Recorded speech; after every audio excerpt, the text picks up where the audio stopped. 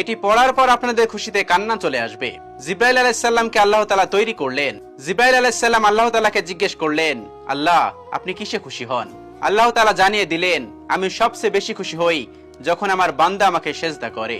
তারপর জিব্রাইল আলাইহিস সালাম আল্লাহ তাআলাকে সেজদা করলেন 30 বছর ধরে। জিব্রাইল আলাইহিস সালাম খেয়াল করলেন, আমার থেকে এত বড় দামি, এত বড় লম্বা সেজদা দুনিয়াতে আর কেউ করতে পারবে না। আল্লাহ তাআলা নিশ্চয়ই আমার প্রতি খুশি হবেন। জিব্রাইল আলাইহিস সালাম আল্লাহ তাআলার দিকে মুতাআজ্জির হয়ে বললেন, কিন্তু আল্লাহ তাআলার পক্ষ থেকে কোনো খুশির বাণী জানানো হলো না।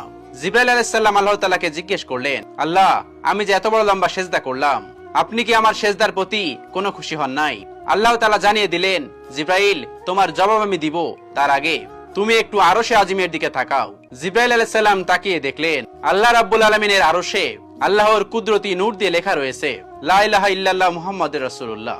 জিব্রাইল আলাইহিস সালাম জিজ্ঞেস করলেন, আল্লাহ আমার সেজদার সাথে কালিমার কি মিল? আল্লাহ তাআলা বললেন, ও জিব্রাইল শোনো, আমি আল্লাহ এই দুনিয়া তৈরি করব।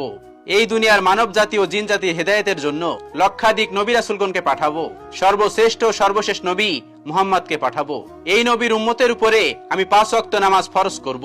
আর প্রতি 5 ওয়াক্ত নামাজের মধ্যে 17টা রাকাত আমার জন্য ফরজ করব। প্রতিটা রাকাতের মধ্যে 2টা করে সেজদা হবে। আর প্রত্যেকটা সেজদার মধ্যে ওই নবীর উম্মত 3 বার করে সুবহানা রাব্বিয়াল আলা পাঠ করবে। জিব্রাইল তুমি জেনে রেখো, আমার ওই মাহবুব নবীর উম্মত যখন সেজদায় গিয়ে সুবহানা রাব্বিয়াল আলা বলে আমাকে ডাক দিবে, জিব্রাইল তুমি 30,000 বছর সেজদা করে যে নেকি পেয়েছো, আমি আল্লাহ বান্দার আমল নামাই এর থেকে 40,000 গুণ বেশি নেকি লিখে দেব। সুবহানাল্লাহ। এজন্য মুসা আলাইহিস সালাম কাঁদছেন, আল্লাহ আমার ওই নবীর উম্মত বানিয়ে দাও, যে নবীর উম্মত এক সেজদায় জিব্রাইল আলাইহিস সালামের সারা জীবনের 30,000 বছরের সেজদার নেকি নিয়ে গেল। আমরা সেই নবীর উম্মত, আমাদের কি করা উচিত আর আমরা কি করছি? আল্লাহ তাআলা আমাদের সকলকে জানার এবং বোঝার তৌফিক দান করুন। আমিন।